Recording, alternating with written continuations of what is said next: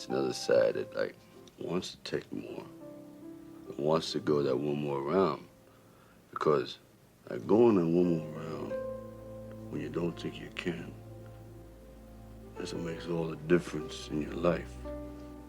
You know what I mean?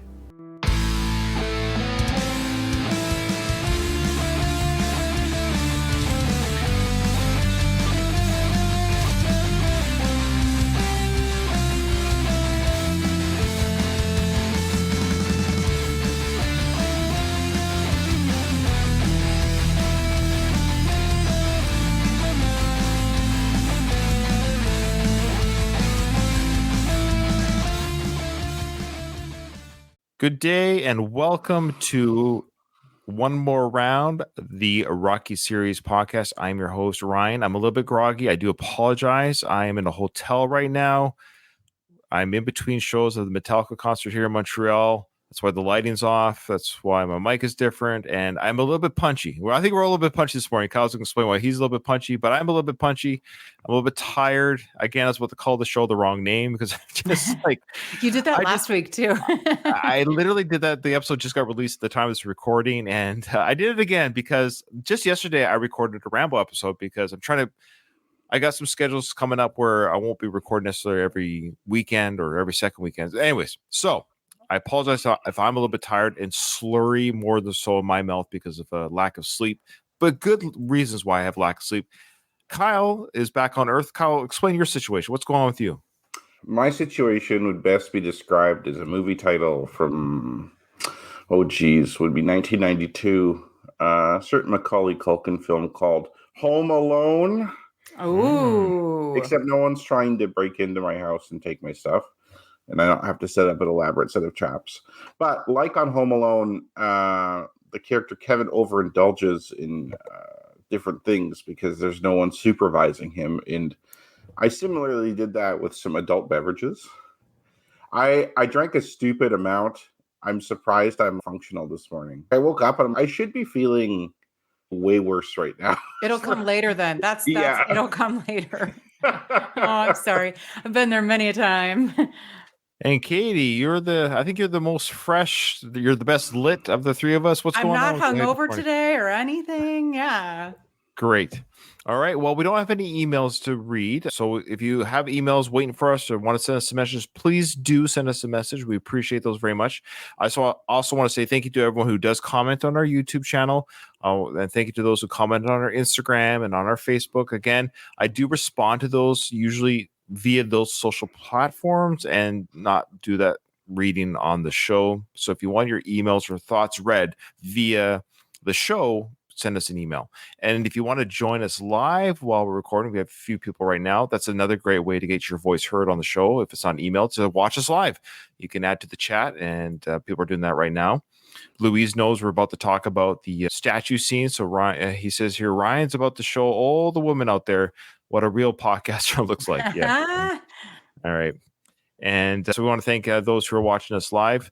Regarding the Rocky Trivia, good news. The Rocky Trivia hardcover version is en route to my house. Funny, I did find the soft cover after I ordered the hardcover, but that's totally cool. I promised Rocco I'd buy the hardcover in honor of his hard work. And there are additional questions in the hardcover version. So we'll be reading those additional questions that we missed for the first two Rocky films, as well as catching up on our Rocky 3 trivia. And I think, Kyle, you still have the scorecard, do you not? I have a Google Drive. Yeah, you don't have to bring it up right now, but just so when we start part 3, we'll have that continuing the score and who will win the ultimate trivia prize. Since we have a little bit of extra time, like a couple minutes, I do have a question for you both. We can answer on air if you'd like.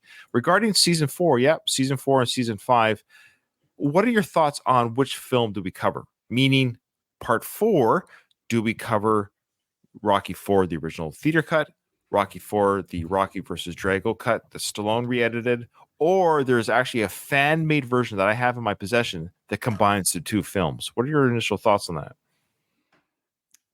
My initial thought would be the original for Rocky 4, but I would also be open to the combo.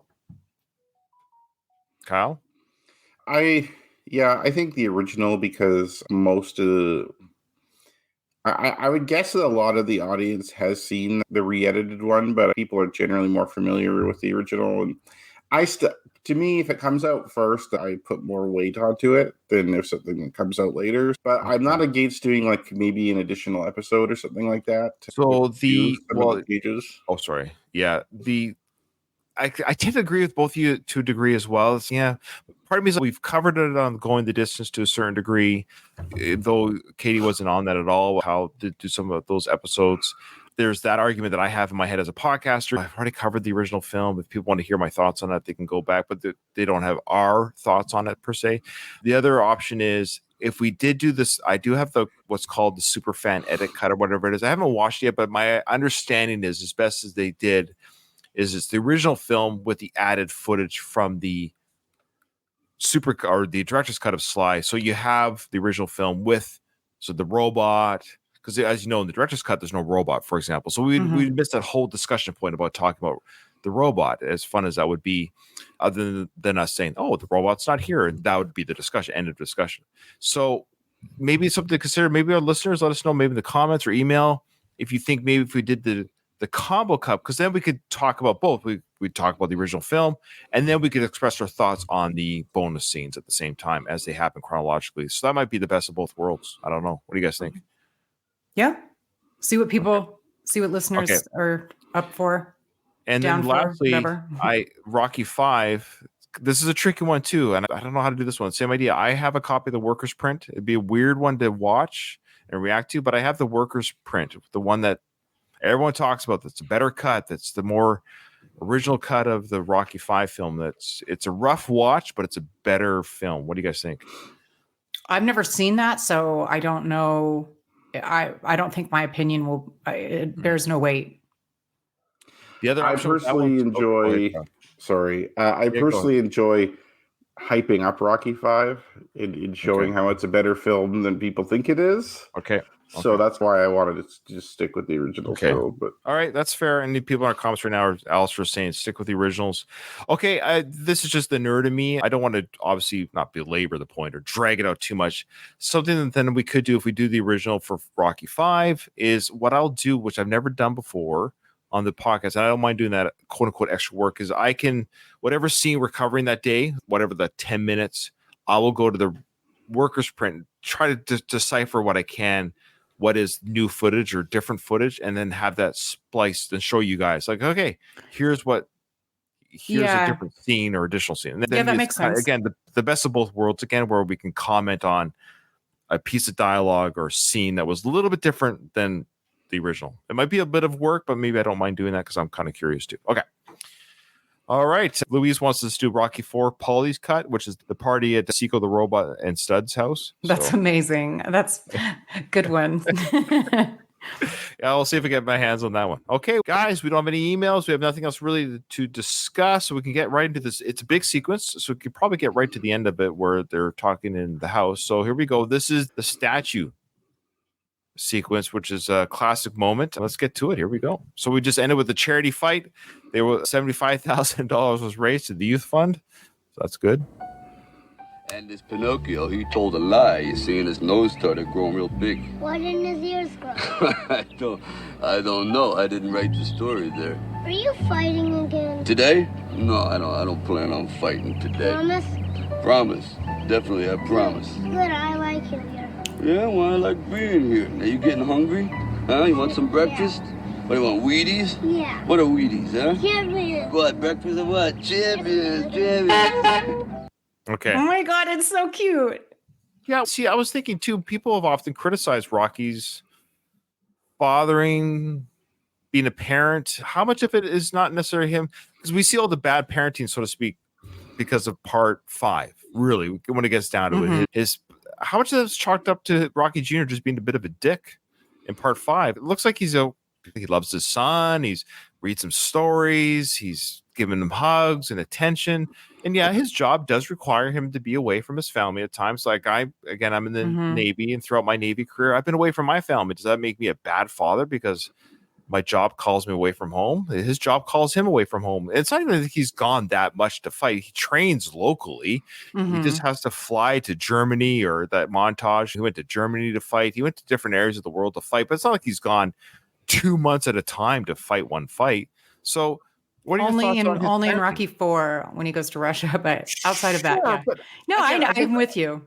Yeah, because like I said, I say all the time, I'm gone for weeks, months at a time, and whatever. Am I a bad parent? Is he a bad parent? What's going on here?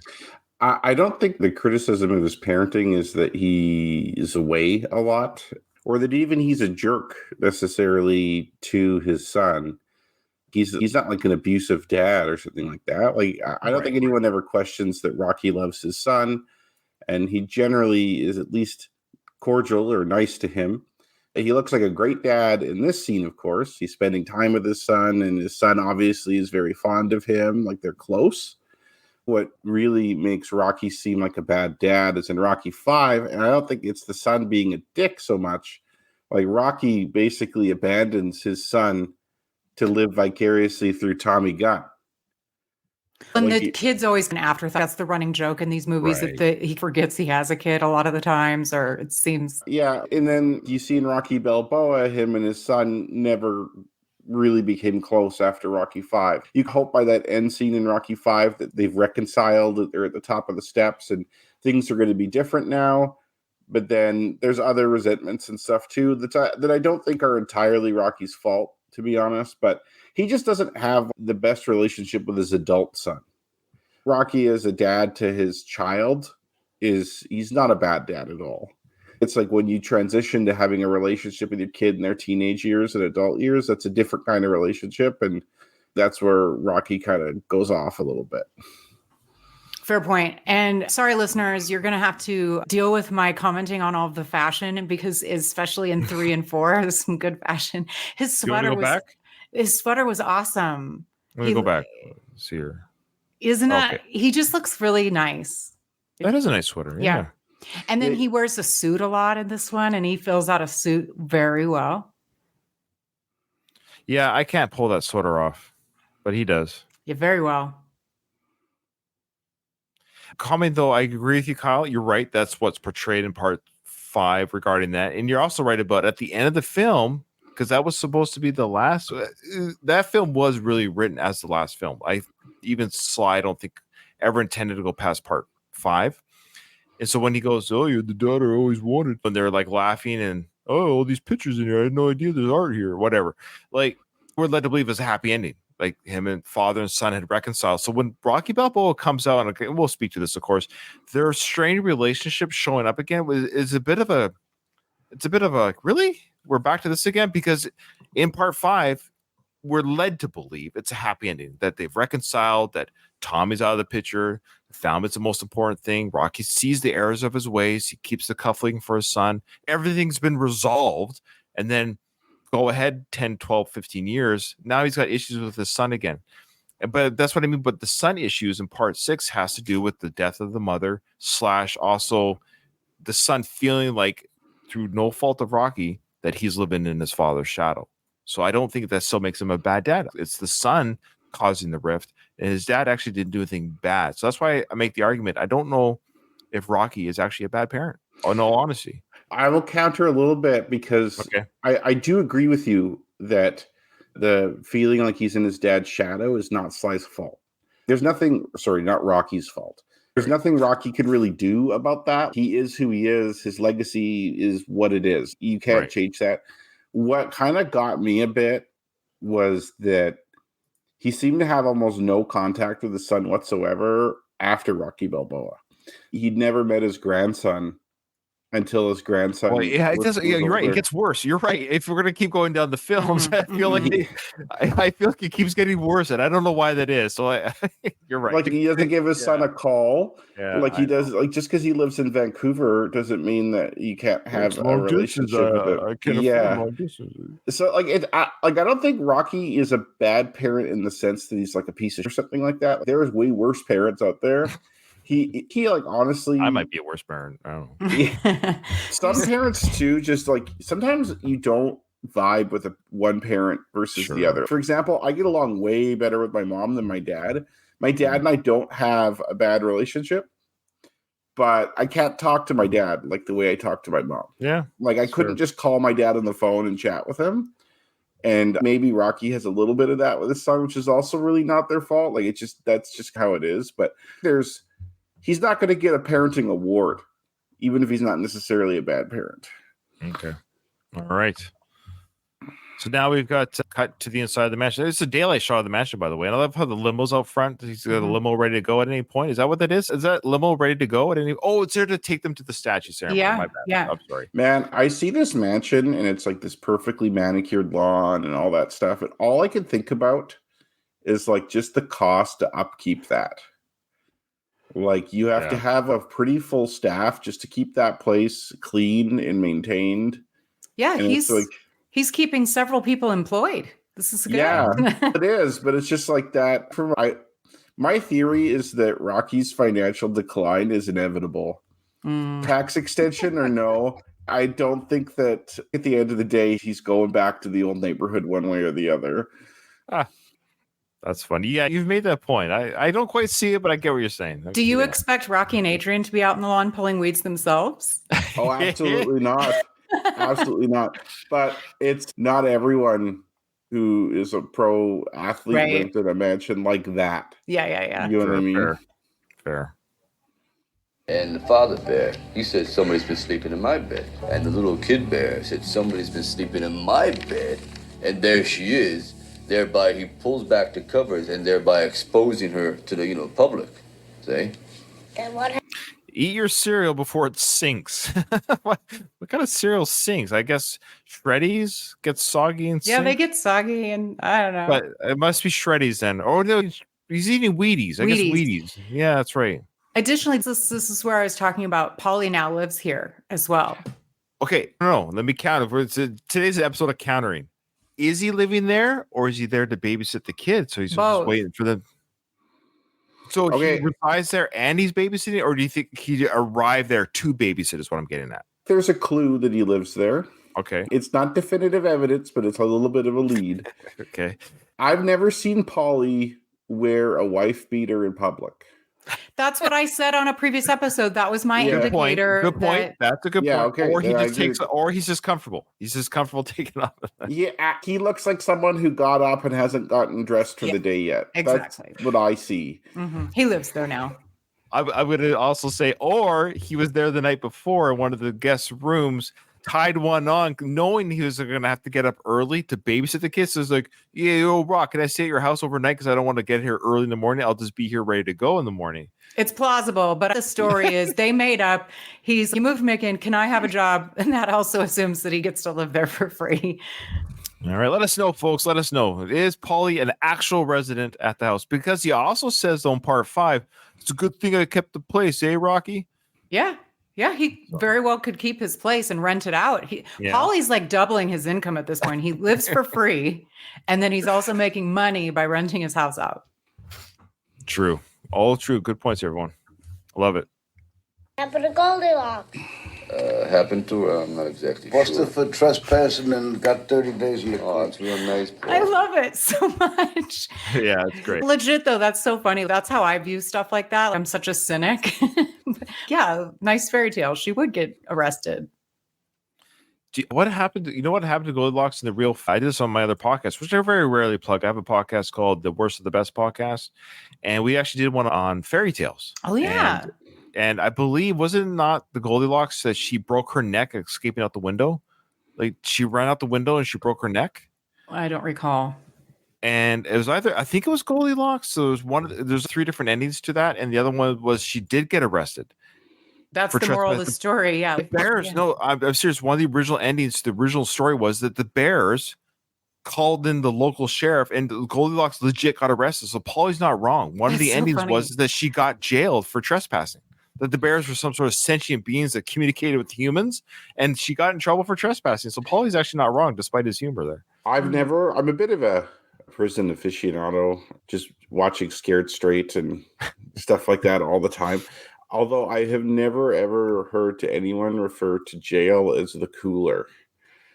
Right. It's an old-timey term. Yeah. I like it. I do too. Yeah, because Something you're new. basically you're in a cement slab. No, it's cold, dank. Yeah. So Adrian's walking here looking old. Dolled up.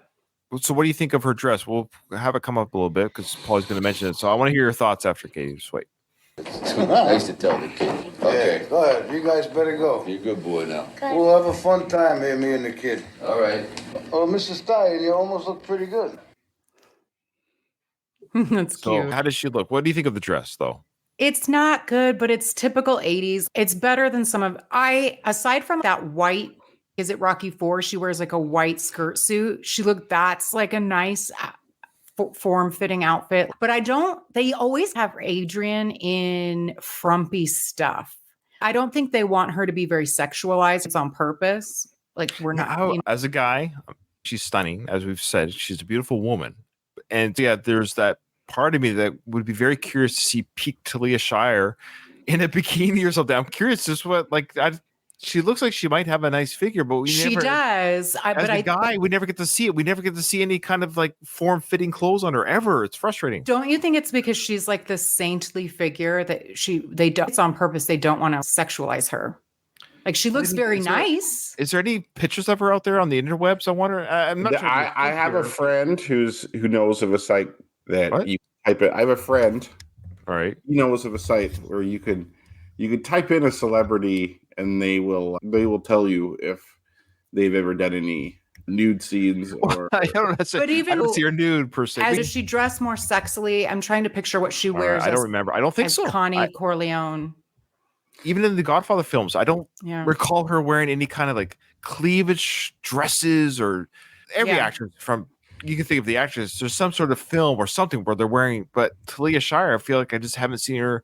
Everything she wears, you can wear to a church. Like there's nothing ever like, I don't know, uncomfortable. Yes, she does. That's a good point. She does look like she's ready to go to church or something. Okay, so funny you say that because my thought was when I saw this is if you think of the news when like the Warren Jeffs like polygamy cult Mhm. and those women are in like those crazy 1800s dresses. Yeah. I feel like that dress Adrian's wearing is okay. Take your 1800s polygamy cult dress and just try to modernize it a little bit, and then this is what you get. Is a Oh, result. really? Yeah. It seems very like mid 80s. Like again, like women, she's in her mid 30s, and I don't know. People just seem to dress older. Or in Golden Girls, like all the dresses they wear, none of it is very sexy. It's just like all like this sort of. Yeah, you think the one who is it? There's one of the Golden Girls who's like really promiscuous. You think she Blanche. would wear? Blanche. She would wear sexier things. It's more stylish, and it is supposed to be a little but it's not ever like the Real Housewives of whatever. Now they're all dressing like they're 25 or something. But Do you know that I'm the Rocky. same age? I'm the same age as Blanche in season 1. I'm the oh, same really? age. She was weird. like 10 or 12 years younger than the other ones. Then She's 47 in season 1. that's crazy. Yeah. But you guys look at Rocky though. He's just like busting out of that shirt. Yeah. He looks Okay. so good in a suit. He does look great. Yeah. He knocks it. He kills it. Okay, so Paulie pats the kid's head. Says, I'm going to take care of him. Pats his head like a dog. I'm going to take care of this thing while you guys are gone. And Mrs. Stallion, you almost look pretty good, which we know is Paulie's silly way of saying she looks nice. She looks good. He Yes. acknowledges that. Don't give the kid any beer, all right? Okay, we gotta go on Paulie. Don't take him to the track, all right? How you doing, Mick? So they did mention, of course, Adrian also mentioned the car is waiting outside, so that's the car. So the limo driver is going to take them to the statue ceremony. Oh man, Okay. Yeah, okay. Uncle Paulie is like that uncle in the family where like you look forward to hanging out with them because you know you're going to do something you're not allowed to do otherwise, but you're also like a little bit afraid because you don't know what they're capable of at the same time. Crazy Uncle Paulie. He probably does give the kid beer. Oh, I was for gonna say, sure. it's a joke that Rocky says that ha ha ha to the audience, but at the same time, yeah, in the realm of possibilities, can you please not feed our kid a beer, please? Like, yeah. It's legit. Yeah, I'm kind of joking, but I'm being clear. I don't want to smell alcohol in my kid's breath when I come home. Or he's taking Now- them to the track like that. Honestly, I would love that as a kid. Sure. That'd be so cool. Again, the movie The Champ, you guys. It's you'll get to Okay. Now, I know this has been talked about. We talked about, of course, on Going the Distance, but we'll do it again because we have listeners of this show who haven't heard the other shows out there. But I know Rocky Minute covered as well. But we have to speak to it. It's silly if we don't. And I want to hear your guys' thoughts either way. We got two things happening here that are meta. On the drum kit, of course, we have Mr. T written on the drum set. Now, there's two things that have had. It's one of two things. It just so happens in the realm of possibility that the school band. These are instruments of a real school band. This probably is a real high school band or something like that playing. And it just so happens that Mr. T is Mr. Thompson, and this is his drum kit. You know what I mean? It just so happened that he labeled this as his drum. So when the filming is done, he gets his drums back. This could be Mr. T's drum kit. That's theory one. Something like this is a real person's name. It just so happens that you can see it in the film, because the only way I ever saw this was by doing this pausing that we do for the podcast. Two, it's actually an Easter egg that Mr. T is playing Clubber Lang in the film. I want to hear your guys' thoughts. Which one do you think it is? Definitely purposeful winks to the audience. Okay. I don't think it is, because it goes by too fast. We wouldn't notice this. Actually, I don't know, maybe you would, but I just think it's really weird.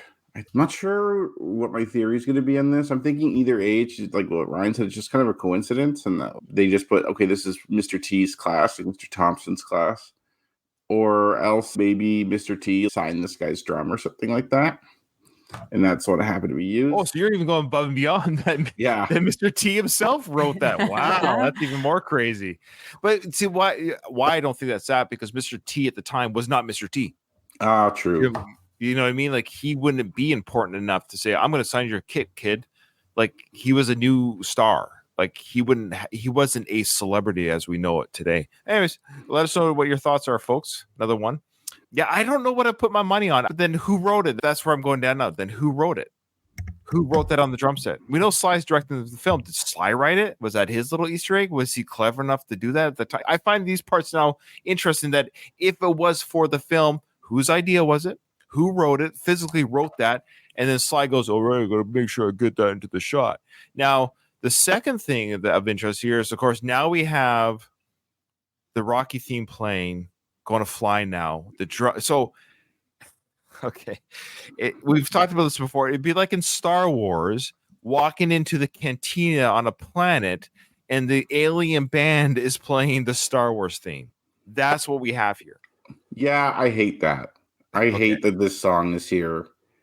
Yes. It really bothers me. Does it? Yeah, because it's. Well, do you get what I'm saying, Katie? I do, but it's purposeful. This is in the 80s. You have to, like, we're no longer in the 70s. Like, the world of movies that we're in is very different, and it's cheese factor and wink, nod, high. That we're supposed to love it, and I do.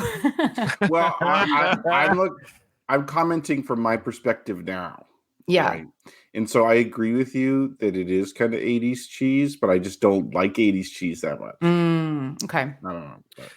Again, this is a great episode. I love these discussions because I'm in between, meaning I never clued in. It didn't occur to me when I watched this as a kid in the 80s. Yeah, exactly. Yeah. I just like, oh, it's a Rocky theme. Do-do-do. Yeah.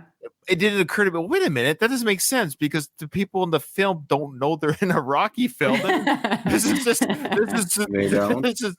Well, yeah, right. What if this was just reality TV that they did starting in the 70s?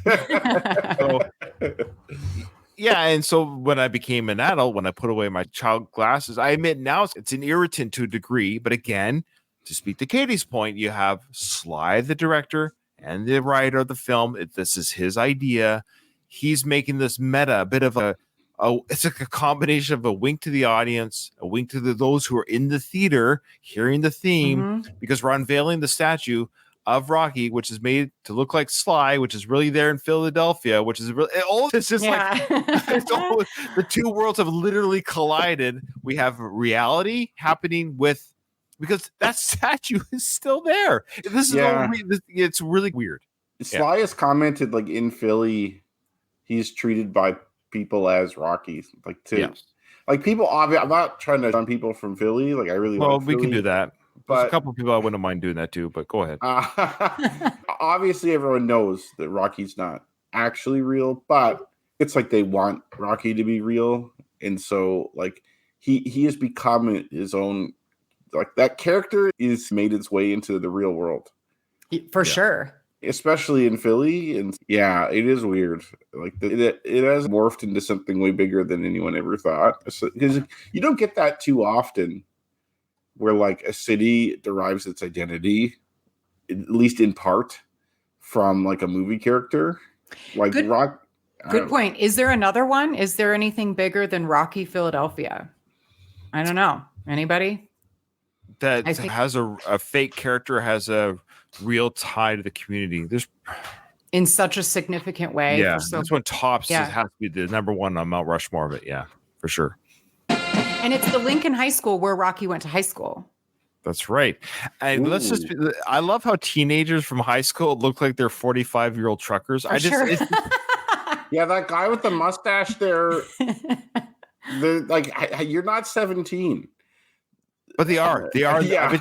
I bet you these people are high school students. I don't know what it was about the 70s, 80s, but kids in high school look like they already had 2 kids that got Yeah. fired from the job. Like, It's true. so weird. All right. So this is probably the school band. It's just easier to hire. It's just easier to hire the school band Mhm. because then you have everything ready to go. They all know how to play instruments. It's the school. It probably is the real kids from Lincoln High. Oh, I just made a connection. His high school colors are his colors, Oh, yellow and black. there you go. Which is Oh, and I have yellow on today, you guys. Sure. Yellow and black on.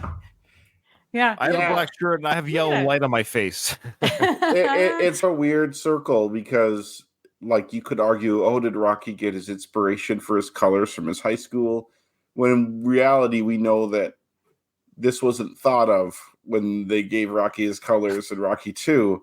And then they, of course, probably when they put the band together, maybe chose those colors or whatever, right? But if it's or it's just really- a coincidence. If it's the actual, to Ryan's point, if they hired the actual band to play, that is probably the high school colors. yeah, So- I think, I agree. it is high- You no, that's what- persuaded all me those there. Yeah. Oh no, those costumes or outfits they're wearing, that was pulled out of the locker. This was not made for the film. They literally just got the kids from the, like I said, it's just easier. Hey, Abraham Lincoln High, you guys want to be in the new Rocky film? Cool. We're gonna play the Rocky theme. Get your getup ready to go. Those kids all went to that school that year. This is them. This is not hired actors to put on costumes to be fitted for a costume. Everyone's just ready to go here. It's just easier. I would buy that Sly thought of that his character went to Lincoln High School where he didn't graduate and their colors were yellow and black. And so then he's going to You know, have you're those probably colors. right. It's easier to draw from real life. You're right. This is my moment where I'm gonna just throw a Hail Mary to try and defend my theory, which is probably wrong. I could see Sly or like whoever produced, like the producers of this movie, is a thank you to this band playing. It's we're gonna donate these new uniforms to the school. It's But then- possible. But then it's where it has to be these colors though. That's plausible, but unlikely because the school's not going to change their colors. Yeah, They will. They will if they're in a movie. Maybe. Okay, speaking of schools changing things, my sister's junior high school, they originally were called the Trojans, and they had their mascot looked almost like the Trojan condom symbol guy, Yeah. and they eventually had to change their name because it was just too much. So schools can't change. Interesting. There are a lot of schools called the Trojans because it's Are like they as really? as like a warrior. Yeah, You I know? know, but they just got made fun of so hard. Yeah. That's funny. Yeah, of course. Them quiet, tender moments. Ooh, I do not like Adrian's coat. I forgot she has the fur coat. Bad. It might That's be a fake bad fur. look. Is it faux fur? Is that what they call it? Fake Faux. fur. Faux fur. I have a Faux. feeling in the 80s though, sadly, it was considered classy.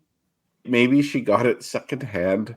And so No, he gave it to her for Christmas. I'm just trying to make Yeah. something up. But I don't like it. I don't like it.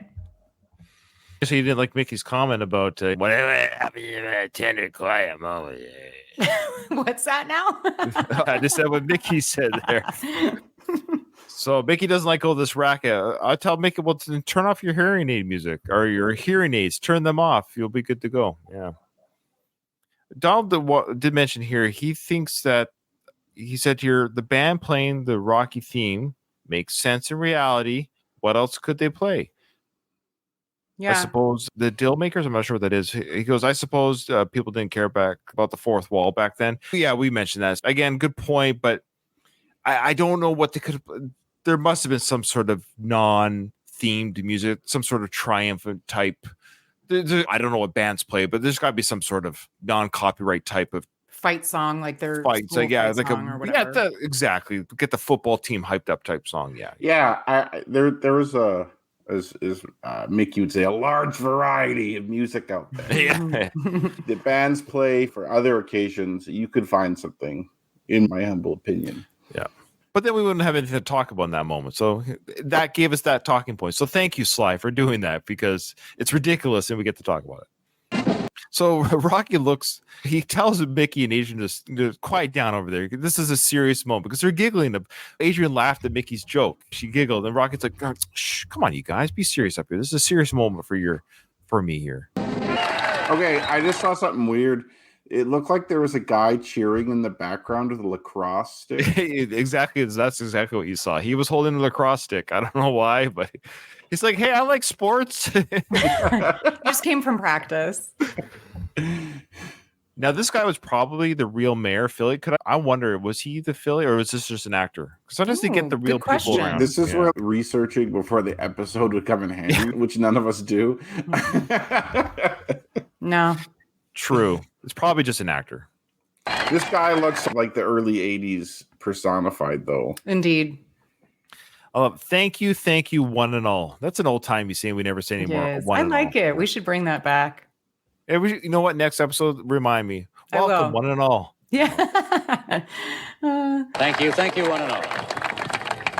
Every once in a while, a person comes along who defies the odds, who defies logic, and fulfills an incredible dream.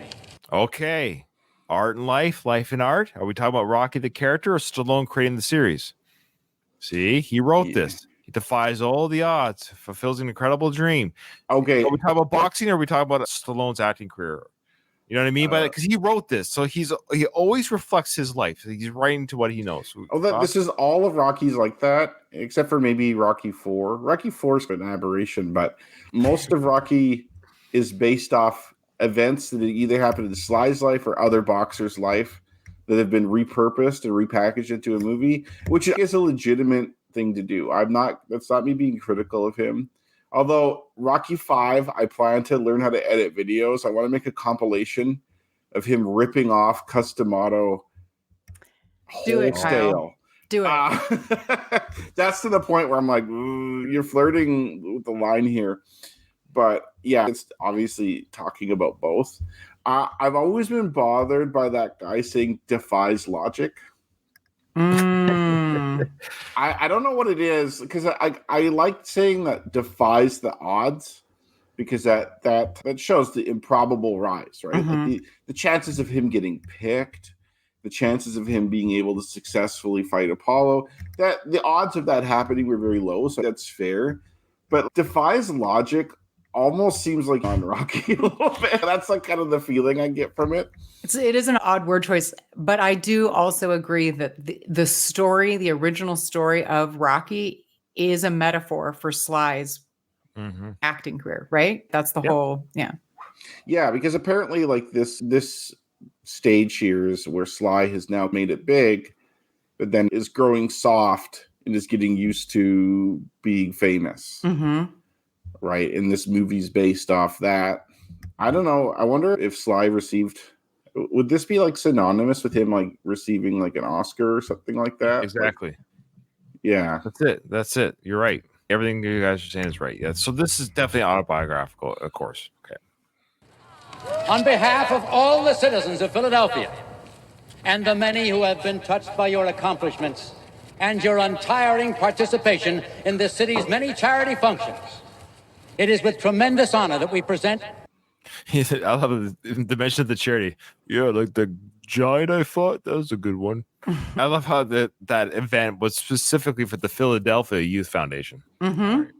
Also, I want to point out here that the good city of Philadelphia is not in the best place in many different ways, and not the least of which sports-wise.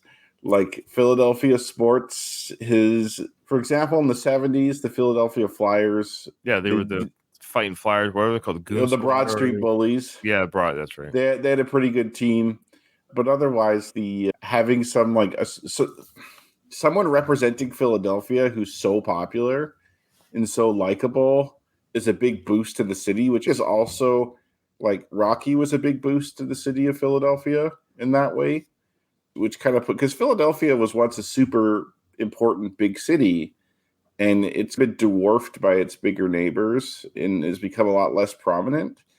And Rocky really helped put Philly back on the map in a lot of ways. And sure. So the city of Philadelphia really appreciates Sly, and in the film here, they really appreciate Rocky for kind of revitalizing the city a little bit. Very good point. This memorial, which will stand always as a celebration to the indomitable spirit of man. Philadelphia salutes its favorite son, Rocky Balboa. Now, the statue to this day, as we know, is at the bottom of the stairs. We know the whole history of it very quickly. It stayed there after the filming. The library didn't like it, said this is not art. This is a movie prop. That was their argument. Got moved outside the Spectrum. They got moved back to the bottom of the stairs for the Rocky Balboa in 2006. It was a re-ceremony, and much like what's happening now, Stallone was there, dedicating the statues again at the bottom of the stairs. And yes, all joking aside, fans throughout the world, myself included one day, Kyle's done it. Katie, I don't think you've done it yet. Have gone to the statue, and they have felt that indomitable spirit of man. Like, we know the Rocky character. This is for the naysayers. We know the Rocky character is not a real person, but like anything, any story or song, or think about songs, poems, stories, movies, they can inspire you to be a better person, or they can give you some sort of lift. And the character and the qualities of the character have defined those odds. And people draw strength from that storytelling. And it's okay to do that. And I don't know why it has to be a real person, so to speak, that does that for someone. Yeah, like a song can lift your soul. That's a good thing. The statue and the story of Rocky, if it lifts someone's spirit, that's a good thing. It's a positive thing. I guess I'm just a little bit not defensive, but you always hear those naysayers. It's a fictitious character. Well, no, we understand it's not a real person, but the feelings of inspiration that it can elicit, those are real, and so the statue represents those, what the franchise does for people. Yeah, I actually agree with the statue not being on top of the steps, which it might be a bit of a hot take. In the bottom's Rocky, fine. I don't think there's anything wrong with that. And also at the top of the steps, they do have the imprint of his feet. Yeah, they kept that. You do have something that's more subtle at the top of the steps. It's just a good compromise. The statue's still in a good location. Maybe the art people are a little pretentious too. Like, oh, this isn't real art. You're like the gatekeepers of that. But the film itself is a form of art. It is real art, actually. That's Yeah. There's a sculptor it's a sculpture. Real life sculptor. Yeah. No, I know. P.S. You guys, can you guys see mine? Can you see it back there? You've shown it before, but you grab if you want. I can't. Yeah. My screen's small right now. That's okay. But anyway, that's where I have it in my. We love it. Yes. Yeah. And yes, Alistair, you're absolutely correct. We'll show a couple comments here. Stallone said he got arrogant after winning the Oscar and started to believe his own hype. Rocky 3 reflects that complacency. So that's what I love about the Rocky films. The Sly's right, and he's always been honest about his own ups and downs. I love that about that. And then Louise says, any Rocky fan on our level really ought to see it in person. Yeah, we will one day, Louise. Agreed. It was so awesome to finally see the statue and walk the steps. Yeah, Louise, it's going to happen. My goal is actually summer 24, 25. Okay. All right. Let's continue. Okay, so what was that? Okay, I've only got a kick. What again? Did the people, the crowd hear that? And then what created it? Or what was the thing that made that sound? That kind of the thunder rumble, shotgun cannon firing type sound. It's not really loud, but it's not really quiet. So thoughts, guys? Again, Did the crowd hear it, or just the moviegoers heard this sort of? I don't know. I always liked that sound for some reason. Okay, Like, it but made- again, but yeah. in the realm of reality at this event, what created it? Who did it? What is it? I want to say the crowd heard it, even though you could probably have a pretty good argument that they didn't. My question is more so, did Rocky not know? He looks Yes. really shocked by this. Yes. Did No, he not? he's never seen the statue before. I know, I know, like, but- he knew a statue was going to be there. Like, it's Yeah. almost like he thought there was going to be something else, and then they like did a switcheroo at the end where it's now a statue. I never took that. He may have gotten word that there's a statue because if you want to get meta in this weird sense, like we know Stallone in real life posed for the statue. Mhm. That was Yeah. a real thing. He actually posed for the artist. It was like a couple days of posing. In Colorado. That's right. And so we know that happened. So I would suspect if you want to take the elements that it takes to make the statue, that the Rocky character would have to pose, but he never saw it till now. So I'm just going with that. It is a thing of beauty. It is quite shocking to see the thing that you did pose for there in front of you, 20 feet tall or whatever, that there it is, the statue. So I don't know. That's how I took it. That he No, never- you're right. But like realistically, wouldn't they be like, hey, we're honoring you with a statue at this ceremony? His level of shock is disproportionate. Mhm. Okay, it's proportionate. It's all sound. They know it's a statue unveiling. That's why they're there. They know it's being. He's just in awe of the beauty of it. That Okay. yeah, it's better than he had hoped. Maybe Can you guys imagine? Just a statue of yourself. no, it'd be weird. I wouldn't have agreed to it. I would never agree to a statue of myself somewhere. That'd be weird. Mhm. That's part of his shocked look, a little bit, maybe. That Yeah, I was gonna say I'm gonna say 4 years, but it depends on how you look at the timeline. But I'm gonna say 4 years prior to this, he was just some schmuck that no one cared about or liked. Mhm. And like he was living in a rough neighborhood in Philly. He was just making his way. Even in Rocky 2, he was getting disrespected a lot. And now he's at a point, all like in a short period of time, where he's referred to as Philadelphia's favorite son. And there's a huge public ceremony for him where a statue is unveiled. That is a massive transition in a very short amount of time. And I have a hard time believing that he'd be like comfortable with the statue of him being there. like he almost looks mad. No, he's just shocked. I get it. I know we don't overanalyze per se, but Yeah, he's yeah, legit. yeah. Okay. I'm just saying he's just like, oh, whoa. He's just because the next Like, reaction is holy beautiful. cow. Yeah. Yeah, like he really just can't believe it. And he's a simple guy, and so this is True. amazing even to him that this thing is even happening. He's really taken aback. I just take it that he's very thrilled by it. He doesn't know what to say. He's really taken aback. Beautiful. Definitely a thing of beauty. I always love this guy here. Yeah. I don't know why. Santa Claus. For our audio listeners, of course, it's the guy with the silver hair. He's got shades under his glasses. You see that? He's got glasses atop of the shades. You see that? That's like an actual thing. I remember my grandma having those, like way back in the day before they made prescription sunglasses and stuff. Like you'd have to put those. Yeah, but he seems so out of like it's like a real character looking guy. Yeah, Like, for sure. he stands out. It's like him then Mr. T. Like those two guys are like two individuals. This guy right now, this guy here. He's probably only 50 there though, sadly. Yeah, he's 35. Yeah. So of course the crowd's cheering Rocky. So this thing of Rocky, did that kind of happen in part one? Happen a little bit more part two, but it's this scene too. It really starts to solidify the Rocky chant, and that becomes the big thing in Rocky 4, of course, when the Russian crowd chants Rocky's name, right? Mhm. And this is pretty good. We've seen athletes. I know you have, Katie. We've seen athletes who retire or honored. I've seen it when I watch some hockey games to get like a video montage of them, whatever it is. I've seen men galore, and I say men, athletes, choking up, truly choking up and crying about their accomplishments or the love that they're feeling from people. So Rocky being choked up and emotional is totally legit for him to feel this way.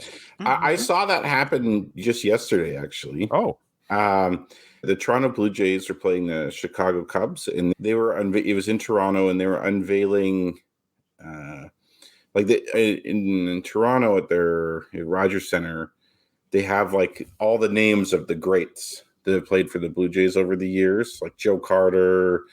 Man, I'm blanking on a lot of them. There's Roy Halladay, like a bunch of the greats, and Jose Bautista got his name up there. And so he gave a little speech prior to the game, and that's exactly what happened. He got choked up. Like, it was a big moment for him. There you go.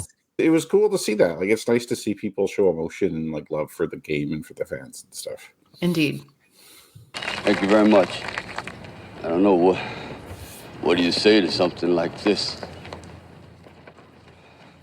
About 3 years ago, the city really took me inside, you know? Okay. We have a timeline. 3 years ago, the city really took. Now, what year is it right now? And what event did the city, quote, take him in? Is it when he won the championship? Yes. Because, okay. What year is that? Okay, so he won the champion. He won the championship technically in 1976, November.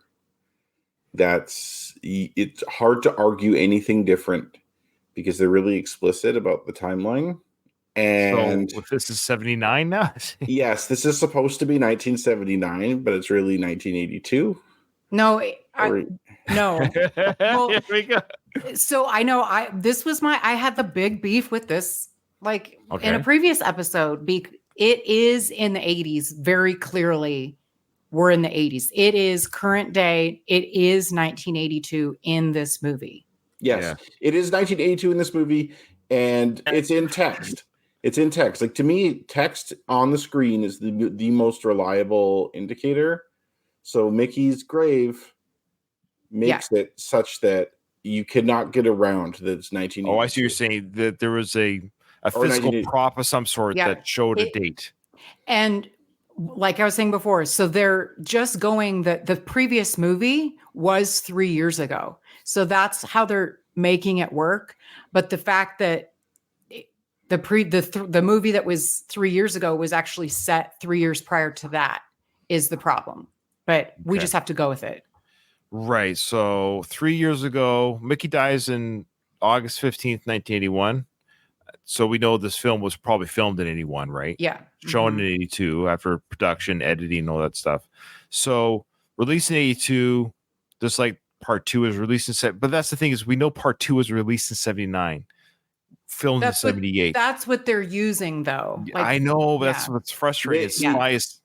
You can't. This is the problem. When you take breaks in filming, it becomes progressively more difficult to pretend like you're in a prior time period. Mhm. Right. So what they But do is so- they just put the current date on. They're actually pretty consistent that way. Yeah. In every single, I have it written down in my basement, but there is actual text in all of the films that shows what the dates are.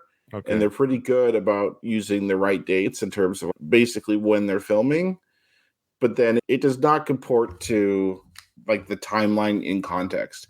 When you're talking about, they'll say such and such happened 3 years ago, or Rocky is now 34, and we know he was 30 in the original. There's no way of getting around that. You have to make a decision. We're either going to pretend like it's 1979, or we're going to just film in the modern era and just have that timeline discrepancy. But every And time it shows comes a up, lot. every time this stuff comes up, we have to talk about it. Wherever that is in the timeline, whatever piece. So here he is saying 3. Had Sly seen this future of episodes and podcasting and breakdowns, he could have just worded it some years ago. But they've said this movie Right. actually, they've said 3 years. Like, this is the maybe third I time know. they've said it. But Kyle's right. They do, because they're aware that this is a problem. And so they've made the decision to just now be in the 80s and pretend that's And where just we are. move and just move forward. Yeah. Keep moving forward. That's Yeah. how these movies are done. This timeline will beat you to your knees if you let it. Yeah, exactly. Yeah, for sure. One thing I'll give them props on, though, is that there is an exception in Rocky 4. Again, is the aberration here, where they do that pretty bad, but otherwise, like, they're pretty good about, okay, yes, the timeline has shifted, but then they use the correct number of years to the previous film. Mhm. Like, in that way, they actually do keep it pretty consistent. Yeah. And I want to thank you very much for that. I really do. And I've been thinking that I wasn't going to bring this up, but I might as well now. I would never do anything to hurt this sport that has been so really good to me. And Hurt the sport fighting a wrestler? I'm just joking. And I've been talking over with my wife, my manager. We think that it's really hard to just feel like a bum. I feel like a bum. I don't know if I ever caught that before. Have you? I have never either, and I'm wondering if that's really what he says. If Okay, the well, let's go subtitle back. is right. Let's go back. Let's see if the captions are correct. The captions for our listeners say, "I feel like a bum." So let's That's just a go back. weird. That'd be weird. Okay, let's try it again. So listen carefully. Bring this up, but I might as well now. I would never do anything to hurt this sport that has been so really good to me. And I've been talking over with my wife, my manager. We think that it's really hard to just feel like a bum. Yeah, he did say it. He just did not enunciate very clearly. Like I thought it was just If he like doesn't say it, then you have to, if he doesn't say it and the captions are wrong, I'm not saying this is UK, then you have to say, what did he say then? What did he say? Right. I couldn't make out. He could have. I had never caught that either. And I know sometimes the captions get things wrong. Sometimes they do, but they're and usually, it doesn't- pretty good. They're usually pretty good. They are, but I feel like in this scenario, bum doesn't make sense. And so Again, that's why then you or others will have to tell us what he does say. But I don't know. I disagree. couldn't make it out. You don't have to say what he does say. What? You can't just No. say he doesn't say it and then he doesn't Sure. say anything. I could say definitively he did not say snorkel in that sentence, even if I don't know what he said. Then we can argue, yes, the floating teacup going around the planet. If you're making that claim, there's a floating teacup spinning around the world. You have to provide evidence. That's all I'm saying. You're making the claim he didn't say it. The captions say that he says it. I don't think he said it. So you have to tell me then what. Give me two options of what he did. No, say I'm not definitively saying. I'm just saying I'm not sure if that's really what he says, but I can't make out what he says. It is highly likely that it is what he says. It just seems odd. I'll make the claim that I did not hear bum. Okay. And I'm not saying what it is. I'm just saying I heard it that like I'm influenced by reading the caption. Yeah, Like, if this you last read time I something- had to not you just look at his lips. There's some stuff on YouTube, for example, where you could hear like you could hear a crowd chanting something, and then they give you a bunch of things. Yes, to I read. know. Yes, the auditory, sensory, visual. We know. I understand what you're saying. I get it. I'm just saying too that. How should I say this? That when dialogue is sometimes hard to hear, and we do get the captions to clarify what's been said in films or TV, it happens all the time. Like, oh, that's what they said there. Especially for films I've seen 100 times. That's all I'm saying. Like the captions, if they're wrong, and bum is used in the film, it's not like he said, "I feel like a giraffe." I feel like a loser. He said, I feel like a bum. And he says bum all the time, bum, because he feels like he's quitting. He feels like a quitter. Okay. He feels like he's not worth anything anymore. Okay. By retiring, he feels like a bum. He's leaving out on top. But again, that's my interpretation. If it is bum. Now, if it's not bum, he's just mumbling, like he's saying, I feel like, well, I don't know. Like if he just fades away with his own thoughts, that's fair too. I'm saying if it is not bum, then I would like to have some theories as to what it is and why. That's all. But bum makes sense because he feels like a quitter. He feels like he's letting the people down, that they're all here to celebrate him, and now he's retiring them on at the same time. So he feels like a loser a little bit. He feels bad that he's dropping this on them. I think maybe it's time that I should step down, maybe, and retire. Here we go. So I look at the captions captured. No, you can't do that, Rocky. Someone yells out. Yeah, again, that's a legit reaction. People, no one likes. I'm a big hockey guy, so again, I'll speak to this. One of my favorite players from a team retires, it's always hard to say goodbye, even when you recognize that they obviously you can't do this forever. Nobody likes to hear that. Oh, it's over. This era is over. And so Rocky's just saying, it's my era. Time defeats everyone. It's time for me to step down. Well, as Sly fans, if he announced I'm quitting acting, I would be like, no, no. I'd be like, bullshit. You'll be back. You'll be back. Yeah, it is a weird kind of downer, right? Like you have this moment where they're unveiling the statue, and like I was saying before, the Philadelphia has really been lifted up by Rocky, and now he's just like, see ya.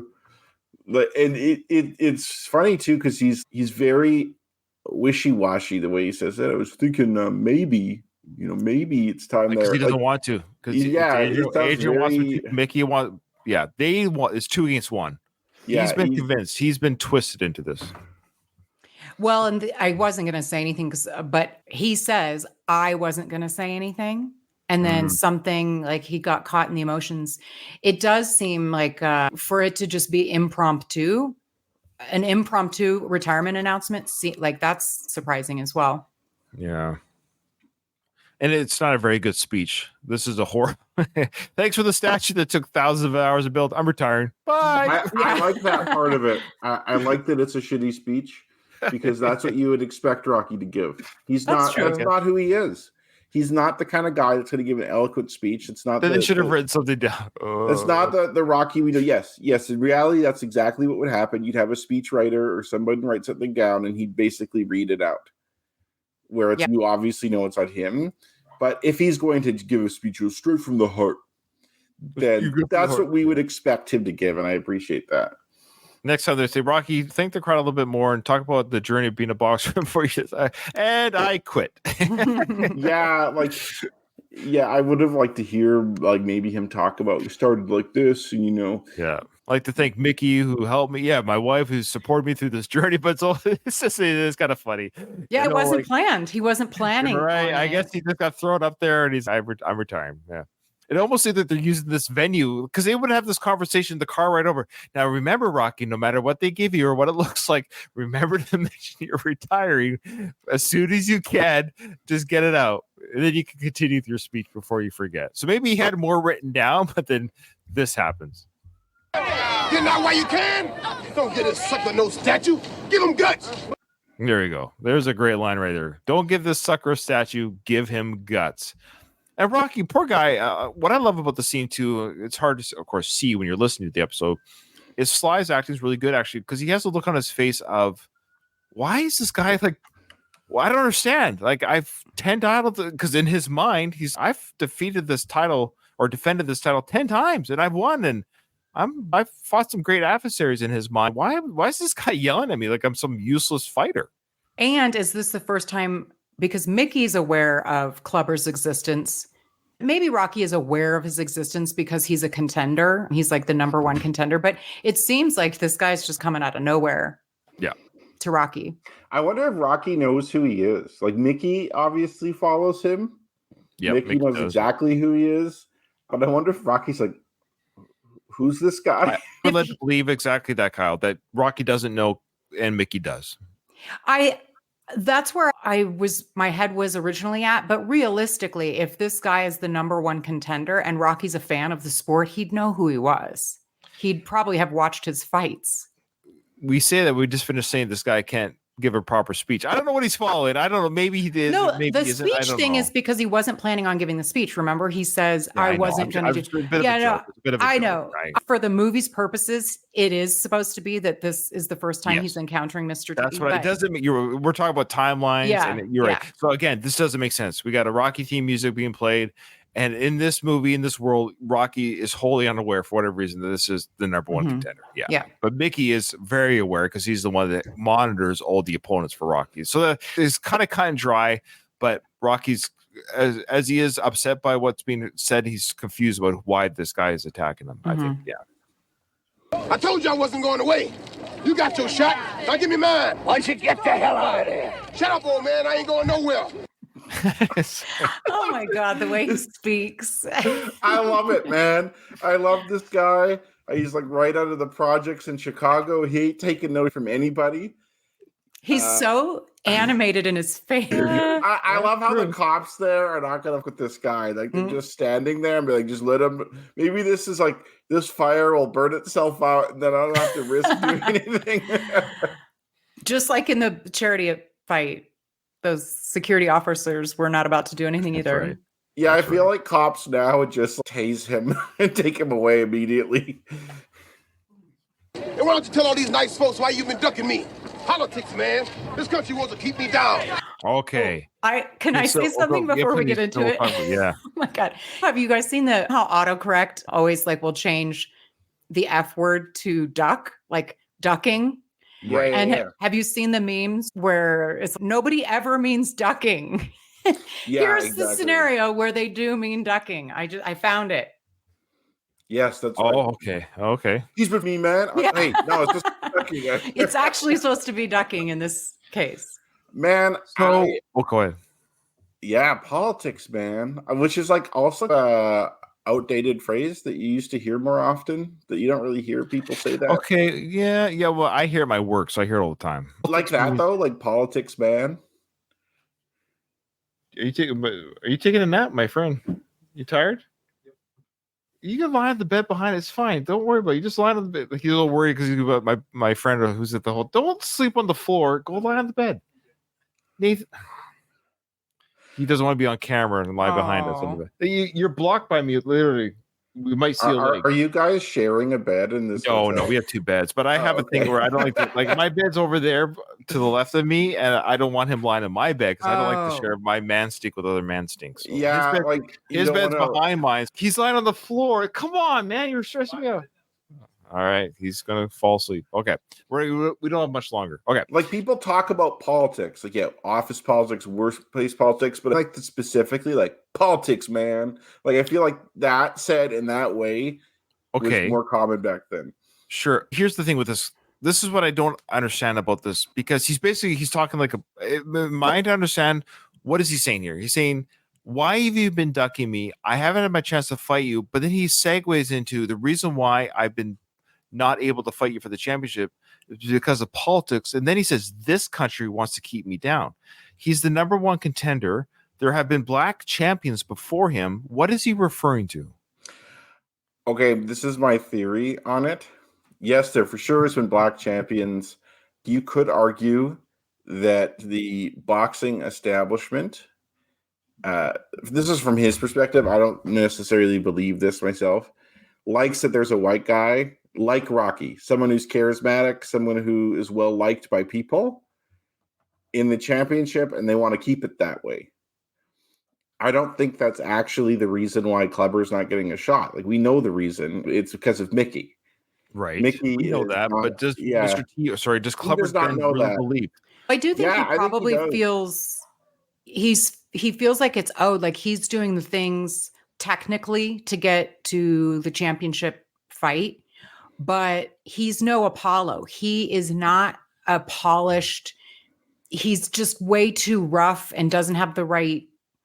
I don't know. Yeah. So is it a skin color thing or is it a light thing? I don't think it's a skin color. He might feel that, but I'm just suggesting that Mr. T is a very different type of person. He's mean. He's gruff. He's not nice and a people's person like Apollo was. So they're both black, but Apollo was more polished and a man of the people, and Kleber's not. Okay. And so people don't want that as their champion. Yeah, Louise has a good comment here, similar to what Katie said, and what I was thinking is, like, Kleber does come off as the angry black man, which is a caricature. And Apollo, you could make an argument, is a bit of a whitewashed, like he... What do they call that again? They call... Mr. T calls him an Uncle Tom, doesn't he? That's right. Does he? I don't remember that, but I'm not saying it didn't happen. He calls him boy. Yeah. Oh, yeah. He hates Apollo for sure. Like he probably sees Apollo as more of an Uncle Tom type. I don't think he says the word, but that's the treatment. You're right. So that's the divisiveness amongst their culture is that Mr. T's from the streets, and whereas Apollo is the refined and he's Mr. T's the ghetto black guy, where Apollo Creed is basically a black guy that talks and acts what you would think a white person would be like. He's a Huxtable. He's Dr. Huxtable. Yeah. I could see people not wanting Clubber Lang to be champion because he's an asshole. Yeah. But I actually think he's right more than he's wrong in the sense that he does deserve a title shot. He's earned that. Agreed. He's earned his way to the top. He's now the number one contender. And someone could be like, well, you know what? If Rocky retires, then you'll get a shot at the championship. You'll fight someone else, just like Tommy Gunn did later on. But then you're a paper champion and you're called into question. It'll always be asked, could he have beaten Rocky Balboa? So I see his point. And they have to make him look like a dick here, or else the audience is going to sympathize with him. Agreed. And this is the first opponent of the franchise where it's strictly now it's the enemy. It's the bad guy. It's the first bad guy that Rock has really had to face. Yeah. Keep everybody weak. They don't want a man like me to have the title because I'm not a puppet like that fool up there. He says the puppet like a fool up there. He might know something's going on. He might know something's been the puppet he's being controlled. It's a bit of a stage play that Rocky's a paper champion. He's been referred to that. So he's not really a real champion. He's there because he's the toughest fighter. Well, Clubber knows that. That's what I mean. So he's aware. He's a little bit aware of which is weird again. The Clubbers seems to be aware of Rocky's maybe handpicked fights or his title defense, but Rocky, who's in the same business, is unaware of it. He's in his own head. A lot of times somebody outside of the situation sees it more than you. If you're in it, it's hard to see it. Mm-hmm. Yeah, that's fair. Yeah. Now Rocky's like, yeah, you got a big mouth. That's he's taking it back here. He's not very good with quips. We know that about Rocky. He's not quick. He's too nice to be like a name caller too. He's not being very polite, is he, Adrian? Oh wait, that was the director in part 2. Sorry. You got anything derogatory to say? Yeah, this guy's got a big mouth. Oh, you got a big mouth, you know? Why don't you come out and close it, bad boy? Come on. Clubber's ready to fight. Why don't you come down and close my mouth then? Imagine if they allowed these two to fight. How far do you think they would have gone? Okay, let's go down. Let's fight. Okay, I want to point something up. This is going to be a theme of what I'm going to be commenting later on. Okay. Clubber Lang is currently in a right-handed boxing stance. That's all I'm going to say right now. Okay. Good call. Good call. Maybe he doesn't want to trick. Maybe he's trying to trick Rocky, thinking, "See, I can't." Right no tricks. Yeah, imagine getting punched with those rings on too. Oh yeah. Oof. Yikes. No. Yeah, no. Rocky's not going to win in a street fight against someone like Clubber Lang. No. Oh. I also think he thought Rocky was a puppet because Rocky, he probably respected. I mean, this is my theory. When Rocky won the championship years ago, I'm guessing Clubber Lang respected him at the time because Rocky was also from the streets and Rocky was a tough fighter. And then he saw Rocky's journey and saw Rocky doing like the Muppet Show in American Express commercials and dressing like this and doing these charity matches and stuff. And I'm guessing he lost respect for him over time. I can't prove that because it doesn't have that anywhere in the film. But he's seen as a puppet because he's less of a fighter and more of a celebrity persona. The whole idea of when you get famous, you're a sellout now. A little bit. Yeah, for sure. Now, Luis did ask a question. He goes, it looks like he's using the left as his power hand. Oh, did I set that up? I might have made a mistake there. At first, that's what I thought as well, Kyle, but he was like, we just didn't see his right hand. Okay, could we rewind? Because I want to keep track of this. I think I screwed up. Man, Why don't you get the hell out of there? shut up, old man. I ain't going nowhere. And why don't you tell all these nice folks why you've been ducking me? Politics, man. This country wants to keep me down. Keep everybody weak. They don't want a man like me to have the title because I'm not a puppet like that fool up there. You know, you got a big mouth, you know? Why don't you come out and close it, bad boy? Come on. Yeah, he's right. No, he's like this. Okay, can we with pause? his left hand. It's hard to go. It is hard to go back. Sorry, but that is his because if you were a right hand fighter, you'd have your left hand up in front with your power hand behind, and that's what he does do. Okay, I have to see it paused. Okay, I'll try to pause it. No, his left shoulder is back. Oh, yeah, his left shoulder's cocked back. Yeah, he is in the southpaw position. So good call, Louise. That's still a theme I want to point out, though, because I have to double check this. His stance switches in the movie. Fair enough. So at the very least, after all that, it's not consistent in the film. If it's not here, it might be an issue somewhere else. Luis might have the crack wise, and he comes off as he's a little immature in his terrible jokes. But He's a smart guy. He's a smart guy. He no dummy, but he knows about these He things. does. Now, boy, come on. Come on. He's tired. This guy's crazy. Don't listen to him. The little man don't want to come to me. Then I'll come to you people and lay out the truth. I am ranked number one. One! Okay, so he points out Mickey doesn't come to me. No, but would it be his job to go to the number one? That's what Clubber's saying. He goes, the little man won't come to me. Is he referring to Mickey as the manager or Rocky as the little man? And then he says, one. I'm ranked number one, either one. But is it the job of the champion to chase, hey, who's number one and wants to fight me? It wouldn't really be their job, would it?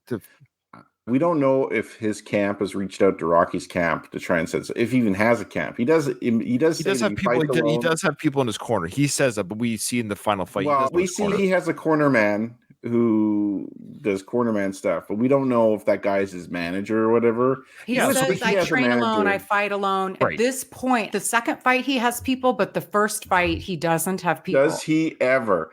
He has so many people on that second. Yeah. I can't wait to count it. But he's a loner. But so I agree with you, Ryan. It should Why be is it their Clubber's job? to Yeah, reach out and right. request a chance at the title.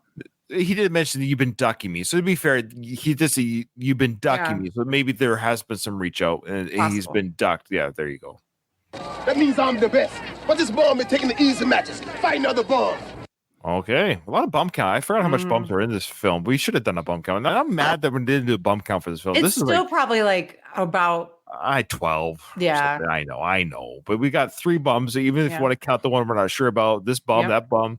But he goes, but this bum is taking the easy match. So again, he knows Clubber's aware that he's fighting other bums, and Rocky is Oh, he unaware. Yeah.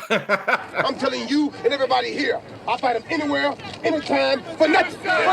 So For it's not about the nothing. money. I love it. Not about no, Yeah. I I don't. love it. That's just stupid. Okay, so Kyle loves it, but Katie, Kyle, why do you love it? And I want to hear Katie why you don't go. Okay, I love it because it shows that for him, it's like his persona is that I'm a fighter and I want to be the champion. And unlike Rocky, which has all these other considerations of money and prestige and all this other stuff, he says, no, I want none of that. I just want to be the champion. That's it. No, I like money. I would also like to get paid for fighting. But that shows, in this case, it shows, look, like you have no excuse not to fight me. It doesn't have to be a money thing. Because a lot of, like, especially recently, actually, a lot of heavyweight matches that people want to see end up not happening. And it's over like contract disputes Mm-hmm. and stuff like that. Where he's saying, look, I'm giving you no excuse to duck me. I'll fight you for free. I'll fight you wherever you want to fight me. Like, it does not matter when, where, under what circumstances, Mhm. I will fight you. So if you're not going to fight me, that's 100% on you. Okay. Katie? That is legit. I hear that and I agree with you. I'm just saying Mhm. it's just foolish. This is also a business. You could get significantly hurt in the same way that it drives me insane that Rocky takes no money for fighting Drago. Oh, I'm there like, you go. Fair. that's- You're being fair. You're being fair to both points. There you Because go. if he had taken money, we wouldn't have gone Yeah. broke. We would still have that money coming in. Anyway, Maybe great the point. Russians didn't want to pay. You know what I mean? yeah. But yeah, I agree. I suspect Clubber was paid for both fights. Yes, it was for sure. He's just saying that. He's saying right now Mm-hmm. to him. But you people ain't never gonna see that happen because he's gonna retire. You see, he don't fight no real man. He fight them setups. What? You're a disgrace to this sport. Shut up, old man. You and that chump don't know where to come from. Bad boy, your family doing real nice, ain't it? You call yourself a fighter? Prove it now. Give me that same chance. The way he been ducking is the disgrace. If he ain't no coward, why don't he fight me then? I can't listen anymore of this. Hey, anytime. I don't care. Okay, hard truce. Even Rocky's like, okay, well, what the Rocky's? I like this Rocky and or Sly's acting, but Rocky's character here is acting real legit because he is truly tricked. He honestly has no idea what. He's like, yeah, I'll fight this guy. And why are we listening to this guy? Yeah, I'll fight him. I have no reason to believe I can't beat him. What's going on? I don't want this guy to crap on my legacy, especially during my ceremony. Let's do something about this. And that plays into, of course, what we're going to see here, that when Mickey basically says, I don't care what you're ranked. Like, Rocky, what are you talking? Why are we afraid of this guy, Mickey? You're being oddly trying to sweep this under the carpet in front of me. Rocky's catching it now. He's getting the drift of it. Yep, good call. What's your rank? You don't get no shot, and I mean that. I'm glad you people are seeing it. What are you doing? I want to fight this guy. Well, you got him. I worked hard. You'll fight him without me. Please don't judge me. What are you saying? It's finished. Yes, I'm finished. I don't want no more. I don't want no more. Okay. Now, this is really odd because Rocky is having an honest reaction here. That's legit. This guy's calling me out, Mickey, and I'm the fighter, and I want to fight this guy. Like, I was never really I was never really on board about retiring anyways. You guys kind of convinced me. I'm feeling great. 10 title defenses. I'm the champion. I've got some more in me. I don't really want to retire. This guy's calling me out in front of all my fans in the world. I can't let this be. I'm a fighter. This is like very few fighters would be like, there. I am retiring. It's a natural reaction. Like, I want to fight this guy. This guy's call me a chump and call me a bum. This is like insult. But then Mickey's reaction, he's angry. Why? Like, the way he's acting towards Rocky there, I've never really appreciated or understood why is he angry at himself for lying to Rocky, that it's come to this point? Because hey, I don't want no more of this. It's finished. You're going to do it without me. You want to fight him? Go ahead, but you're going to do it alone. Mickey, why are you dumping this on me? It's an odd, what? Why are you spinning on me for? I can see it in that. Really? First, do you really see why he would act this way? Okay, explain why he would act this way. There's a couple elements. First, some people are really prone to anger, and anger is a secondary emotion. There's always another emotion behind anger, and it's usually frustration. Mickey's frustrated at this situation. I don't think Mickey particularly likes doing all this setup stuff. And Mickey is really pissed off that Rocky committed to retiring and now is just, okay, I'll fight this guy. And he's also frustrated because he doesn't want to see Rocky get hurt and get humiliated by Clubber.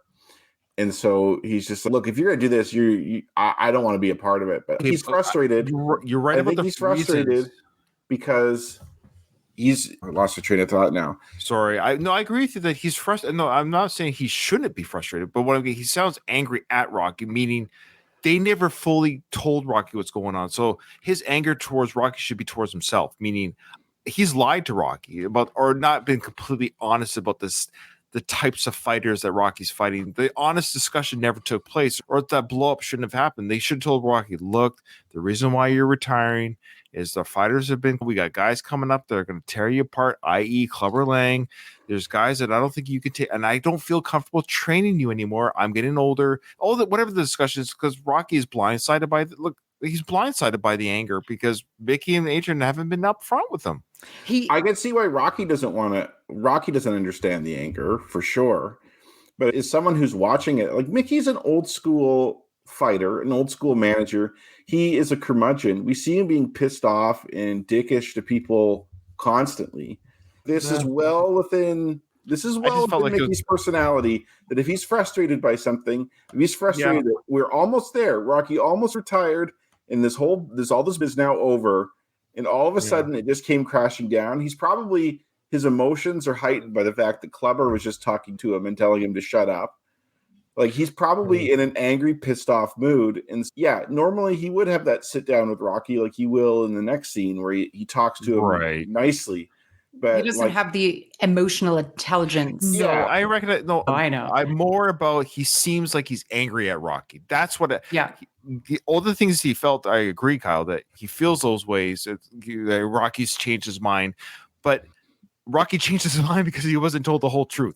He wasn't given the whole picture. So in his mind's eye, he's like, what are we doing here? Why are we fighting? Why are we running away from this guy? So he's blindsided by Mickey's anger that seems to be directed at Rocky. Like, other than changing his mind about retirement, sure. That was the only crime Rocky committed here. Well, I don't think it's justified that he's angry at Rocky, but anger is not rational. in that sense. Mhm. Yeah. Like you can be irrationally angry, and It never sat well. The scene just never sits well with me. I don't know why. I don't know. No, why. you're right. And because my emotion watching it was feeling sorry for, like, feeling empathy for Rocky. Oh, poor Rocky. Because he does come out of nowhere. P.S. Good word, curmudgeon, Kyle. Like, That is a good word. and it's true. Yeah. He just is just a grumpy old man. Yeah, I know. But then he seems so oddly. We won't get that to Compassionate today, but later. He doesn't have it, a chance. Like, they're in the middle. He can't have that heart to heart in this setting. no, not at this moment. He could have said, "We'll talk about this." Yeah, I know. Yeah. No, you're right, though. It just seems like a weirdly odd. It's a thing of beauty in it. What can I do without me? It's like a weird. This emotional. He's worse than Paulie with his emotions. Yeah, they're both bipolar. Hey, woman. Hey, woman. Listen here. Since your old man ain't got no heart, maybe you'd like to see a real man. I bet you stay up late every night dreaming you had a real man, don't you? No, Okay. she doesn't. She Yeah, I does was gonna not. say she's doing okay with Rocky's body and everything right now, but yeah, maybe I don't Rocky even- has like a really small penis or something. yeah, Maybe he's really And I good will with say it. He might be we- very good with it. You know what I mean? right. No, yeah. The idea here is to let to believe a little bit of the stereotypes. Maybe I don't know. Maybe, however, we know Rocky does get mad very quickly here, but I don't even think he would have gotten this far. The hey woman, Agreed. like Rocky would have already. Whoa, you are like I don't. Clever got a lot out before did. Rocky's character actually gets angry. In real life, most men probably wouldn't have let a lot pass after calling out my woman. Hey, and especially bring yourself over to my place. Yeah, like It's in front of a anyway, crowd, though. But I maybe- hear you. Also, Yeah. I don't know about you guys, but this is one of my favorite scenes of. Oh, this you love movie. seeing the because you love seeing the Sly sticking up for his woman, right? I love the clip of Clubber's voice. Hey, woman. Hey, woman. Okay. I find it hilarious. It's just, I don't know. It's so animated. Yeah, he also Anyone says else? that in an interesting way. His voice changes a little bit when he says it. It almost cracks a little bit, and it sounds cool. I can see why you like it. Yeah, and the bit about come over to my apartment tonight and I'll show you a real man. Even as a kid, I'm like, Rocky's a real man. Also, there's a weird. He'd say hotel room because he's not from Philly. True. Yeah, you want to take a little Like, flight I don't know to where he's kinda from. bad Apparently he's Chicago. Apparently he's able to be everywhere. Apparently, Yeah. this guy. I don't got know more where he's money than- from, but it's not Philly. There's no way he moved to Philly. All right, I'll let it play out. So let me just go back a little bit. Hey, woman. Hey, woman. Listen here. Since your old man ain't got no heart, maybe you'd like to see a real man. I bet you stay up late every night dreaming you had a real man, don't you? I tell you what, bring your pretty little self over to my apartment tonight, and I'll show you a real man. You want it? You got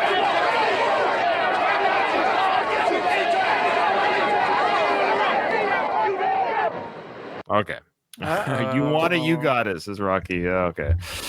Yeah, it's great. We love seeing that, of course. We love seeing it's the only time in the film franchise where we see that type of old school, let's be honest, that old school, the man coming in to protect his woman type behavior. It's the You only time. have to do that as a husband or partner or Yeah. something. If some guy says that to your wife or girlfriend, there's Yeah, no win or way win or lose, you I got to walk do away from something. that. Yeah, win or lose, I got to say something. Like, Yeah. all right, Like, this guy. you have to get in that person's face. face and let them know that that cannot happen. Yeah. All right. That was a fun episode. Boy, this has been a fun season, really. Again, this movie just provides so much. It I can't does. even handle it. Oh, anyway. And there's so much in store ahead. I know we don't need to start talking about it because we'll start talking about it, but every scene seems to have, I don't know, it's crazy. Okay. Yeah. Anything else, guys, before we close? You can think of? Okay. We'd like to thank everyone that joined us live. Again, if you want to watch the show live, join our many socials. The show notes are in every episode that show you the links of how you can join us. So when I announce on Twitter or on our Facebook that we're going live and our Discord, that's how you can join us live and be part of the discussion, which really helps out the discussion. Send us an email, all that good stuff. If you join the Patreon at this point, what the Patreon does give you is early releases. These live streams that I'm talking about, you can watch the unedited stuff. You can hear me talk to my friend if you want. That kind of stuff happens. That won't be on the podcast release audio versions. With that, though, Kyle, however, this episode is over. I did not hear no bell, sir. All right. Thanks, guys, for watching. You guys that were live, we appreciate it. We'll see you guys soon.